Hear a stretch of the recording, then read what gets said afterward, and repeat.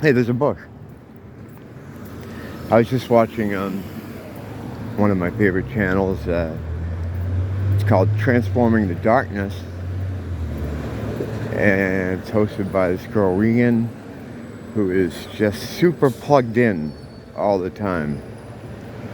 And what I mean by plugged in is connected to the source, whatever it is, this collective conscious that can be tapped into to give you the answers to things or help you sort stuff out.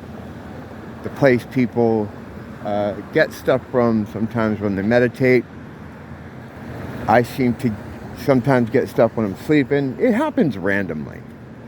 But some days you feel like you're plugged in, like your ideas are coming quick, your discoveries and things you're figuring out is coming fast. And then other days it just kind of feels like you're not plugged into it, you know?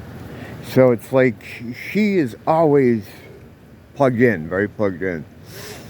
And talking like, oh, that's when it's calling my name. That happens to me a lot though. You know what? I don't want to get off on a tangent fucking here, but sometimes at night, like, and this happened to me for years, where I'll hear like my name being called, like someone on the street will be like calling my name, and like it's crazy. It's like when I'm trying to sleep, I'd get that, and they're not. I mean, they're not. It used to happen to me when I was a kid.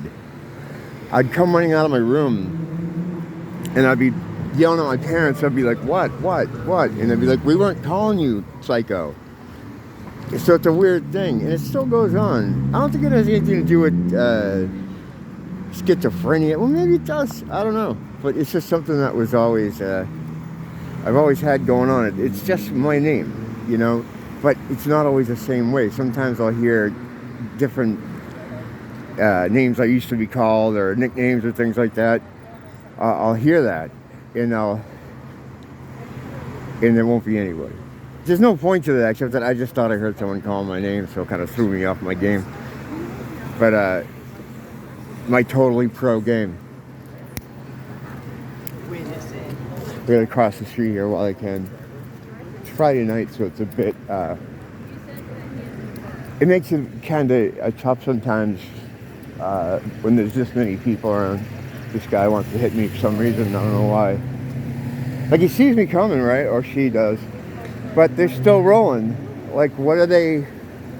Are they trying to kill me? Or like, what the fuck is that? What's supposed to happen there? I'm coming, I'm walking, they're rolling. That happens here a lot. What I like to do is I get shelter with my wife because she's Asian. And I'm like, well, they're not going to hit her because she looks like she belongs here.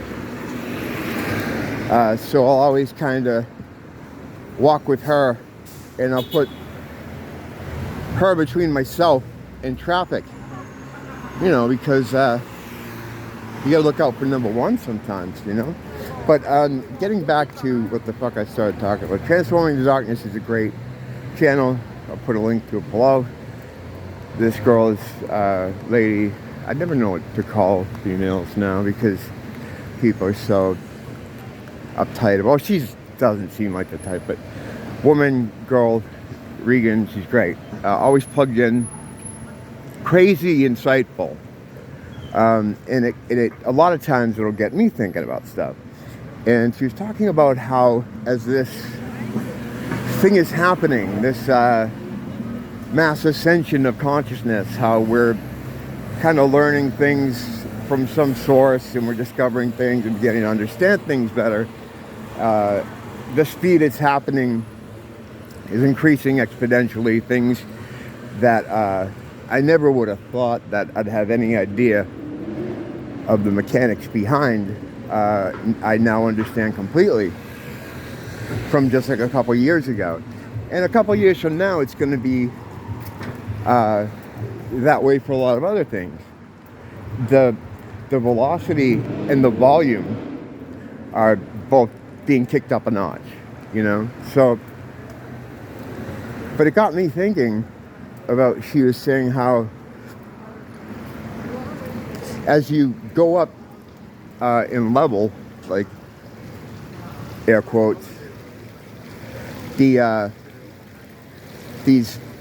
negative thoughts and the opposition to your ascension within and without level up with you. And I know exactly what she's saying. What it will do is it will spar with you if you let it. Like if you fight with it, it'll fight with you. And it was like about a year back, I was kind of really looking at that and being aware of that. And it would feel like when I knew how the system, whatever it is, was going to do something, and I tried to adjust myself to go against it or defend from it, it would almost kind of zigzag me. Almost like it knew that I was thinking about avoiding it. Like, to get a good, a good example, would be like, oh, I think, I'm going out and I'm going into my elevator or something, and I forgot my face diaper. So I'm like, I bet I'm going to get some static from some dude who yells at people on Twitter who's never been punched in the face before, and he's going to, So what I would do then is I'd go back and get the stupid mask, right? Because I'm trying to defend myself against the system, right? But the system will kind of see that. And whatever you want, whatever the system is, the negative aspects of the deal here, they'll make it so that the mask I get is broken, so I can't put it on. So I have the conflict with the Twitter warrior who's never been punched in the face before. Do you see what I mean? Like but it's almost like you have to be thinking of it and aware of it, and that feels like a challenge to it, like you're challenging it somehow by doing that. So you kind of have to unconsciously kind of spar with it. And I started looking at that and trying to do some experiments with it. And it feels like left on its own, I mean, I know it's there. This thing that's out there is also, and this is what I'm getting to, the opposing force, whatever it is, when you try to think your way around it, and you're aware of trying to think your way around it, it's like now it knows, and it starts trying to think its way around you. So now you're kind of sparring with it. And this got me thinking, it's about a year ago, that the possibility of you having inside your vehicle, not only are you inside your vehicle, but there's some kind of ombudsman in your vehicle with you. Not in a demonic takeover sense sort of way where you could get completely out of the seat and they get in the seat, but like a passenger that is a representative of the system that comes along with you. This can manifest itself in a way like the nagging voice that tells you you can't do something, or a critical. Yeah, I know. At that point, you're kind of moving into a schizophrenic type thing again, but like a not like a bad, like devil on your shoulder type thing, where you have a negative voice telling you what you can't do or what you shouldn't do. Like that is not you. It's like a representative of the system that's along for the ride in your vehicle. And Matt over at Quantum Conscience, who I talk about a lot, made some kind of reference to that, the possibility that this opposing force that seems to be the main antagonist of the test here is not just out there, it's also along with you. And when you think about it, they get all the bases covered. Why wouldn't something like that be the situation? And if indeed that's true, it answers a lot of questions as to why things are the way they are. And, you know, you have your subconscious going, which is kind of against you all the time anyway. Perhaps that representative of the system is helps to program the subconscious. I mean, there's a lot of different possibilities, and unfortunately none of them are very good for you, but it's just something to think about, because they game things here. And I mentioned this on her video, Transforming the Darkness' video today. It's like they thought of everything. And the only reason why I think people like myself and others like me are seeing this stuff now is because it's never died before. It's coming apart. The veil is falling. The beast is dying. The illusion's breaking up. And we've never been in that situation before. There's been like restarts where they shake the snow globe and start it over. Cataclysms, like an apocalypse type scenario. That's already happened. Like, I think when you see something like Revelation in the Bible, they're not talking about a future. They're talking about a standard scenario that happens occasionally, or every however many years, or they realize the experiment. It's just like when scientists are doing an experiment with mice, and they'll have them all in an enclosure, and they're trying to do some kind of, maybe even a social experiment. Once something happens that is going to ruin the experiment for them, or is an unwanted factor emerges, they take all the mice out, usually kill them. I had a friend that worked in biotech, and I used to hang out at his lab, and they had what they called the bag of death, which was all the dead mice from all these experiments. Pretty sad, but they clear out the mice that are there and bring in new mice. So I think that happens as well here, because even though this place for us seems to be some kind of test or some kind of program or some kind of school, it may be for them an experiment, you know, or whenever they took that over or begin to game it in their favor, because that's always a question that's there too. Was this opposing force always here? Did it always have this much control over things? Or was it meant to have rules and it's overstepping its boundaries? Because it would have been incredibly hard, really, in any other time in history. So the two things that have made it so that we're experiencing what we're experiencing is the system itself is dying, and we live in an age of unprecedented communication. You know what I mean? Where we can speak to each other very quickly and exchange information, exchange notes on exactly what's happening.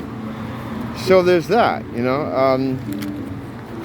I think those are the two reasons why. Hold on, I should get funny here. I'm gonna put you down on this for a second. Electrical box. I like to give this guy money. My cigarette down.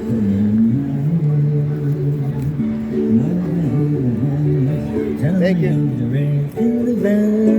Thank you, sir. Yeah, see, that guy adds to the area.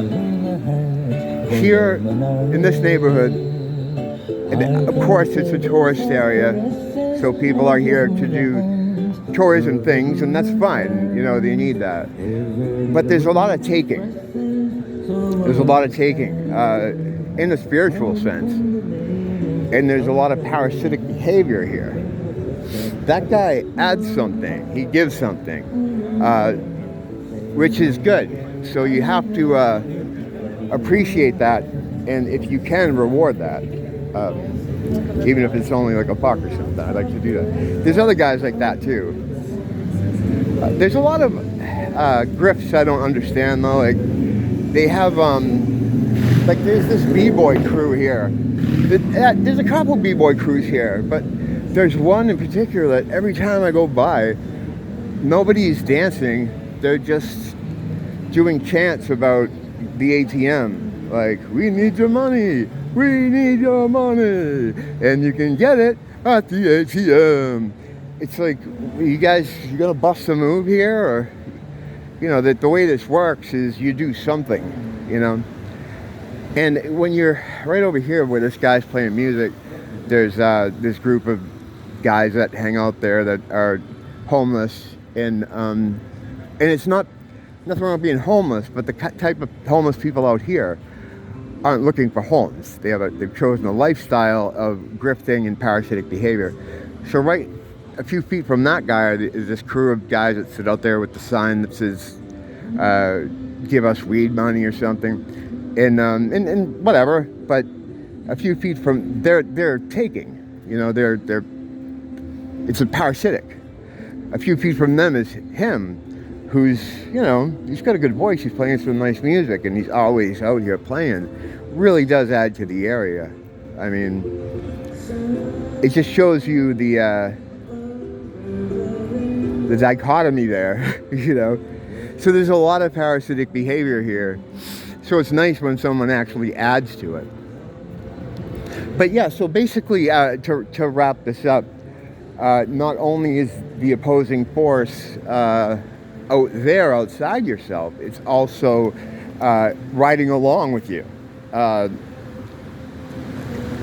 to you know, to help gain things in their situation. And that's why I wonder if this is something that developed from the opposition, or if they've always been in this position of being this ubiquitous. Because I don't understand how anyone could have figured out what was going on at almost any other point in history with that level of intensity of opposition. It's too complete.